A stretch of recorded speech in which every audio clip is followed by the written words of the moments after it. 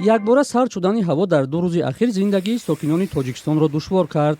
баъзе сокинони ин маҳалла ки дар 8 километри Душанбе ҷойгир аст, маҷбур шуданд дар баландошиёна бухорӣ насб ва бо ангишту ҳезум хонаро гарм кунанд. ин дар ҳолест ки гузоштани чунин печҳо дар баландошиёнаҳо манъ аст. бархе дигар ки чунин корро накарданд, мегӯянд аз сардии шаби гузашта бештар азият кашиданд. Кабра свет мурда буд. Мақсад свет мурдагӣ не хони буда пешка несе бачма айда дору хуну хурда буд. Ҳамин ҳисоб ки свет вазиятш хуб не, вақте ки свет набоша об ҳам намеша. Зависи об айда, мақсад свет боша об ҳама вақт ҳаста. Свет набоша об ҳам нест, маҷбурем ки об кашем. қатъи нерӯи барқ дастрасӣ ба обро низ барои ин хонавода номумкин кардааст. Иҷа аймо насос авзода мепартояд авзо хай ё боз чиз кардагия меган ки свет нестай ҳамин хели ним соат об метиҳад. Ним соат хай халқ бечора чӣ кор кунад? Чо? Бесвети пешка тамом.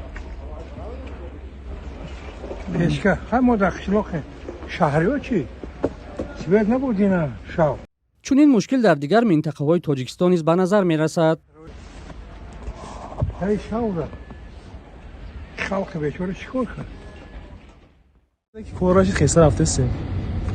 Муҳкам маҳкам хунук барам. барфборӣ зиёд ҳаракат дар роҳҳои Тоҷикистонро низ душвор кард. дар наворҳое ки корбарон ба радиои озодӣ фиристоданд, дида мешавад аз сабаби барфи зиёд дар шоҳрои Душанбе Кулоб мошинҳо дар мемонанд. ҳаракати мошинҳо дар роҳҳои асосие ки пойтахтро бо дигар навоҳии атроф мепайвандад мушкил шудааст. роҳ ба деҳоти дурдаст баста шудааст. дар кӯчаҳои Душанбе поксозии барф ба назар мерасад, вале на дар ҳама ҷо. якбора сард шудани ҳаво ё боридани барфи нисбатан зиёд бори аввал нест ки чунин мушкилиҳоро бештар намоён мекунад. ҳарчанд мақомот қабл аз сардиҳо тавсиф мекунанд ки ба зимистон омодагӣ дидаанд, барфу сардиҳои 2 рӯзи ахир баръакси онро нишон дод.